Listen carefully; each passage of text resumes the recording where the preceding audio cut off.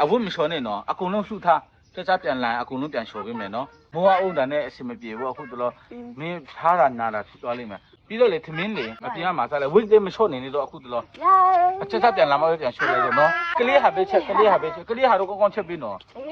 ဝိတ်မလျှော့နဲ့နော်အခုတော့မင်းကြမ်းမအောင်ပဲနေဒီမှာကလေးနဲ့ဗာနဲ့မင်းကပြန်လာငါတိတ်ချတာမဟုတ်ဘူးမင်းလေးမှာရှာပန်းမအောင်လဲတော့မှမိန်းမရှိတယ်ကလေးလေးရှိတယ်လူပြမဟုတ်ပါလူအိုပါ လူပြမဟုတ်ပါ Let me introduce myself ကနေအဲ့ဒါပြောရမယ်နော်နာမည်အရင်မပြောရဘူးပေါ့နော်နာမည်အရင်မပြောရဘူးဦးကမိန်းမရှိတယ်ကလေးလေးရှိတယ်လူပြမဟုတ်ဘူးအိုပါပြောကြည့်ကျွန်တော်ကဦးကမိန်းမရှိပါတယ်အိမ်ထောင်ရှင်ပါမဟုတ်ဘူးဦးကမိန်းမရှိပါတယ်မိန်းမရှိပါတယ်ကလေးလေးရှိပါတယ်ကလေးလေးရှိပါတယ်အိမ်ထောင်တယ်ပါလူပြမဟုတ်ပါလူပြမဟုတ်ပါအိုပါအရန်လဲအိုနေပါပြီမစားတော့ပါဘူးအဲ့လိုကြီးကြတော့အဲ့လိုကြီးကြများတာပေါ့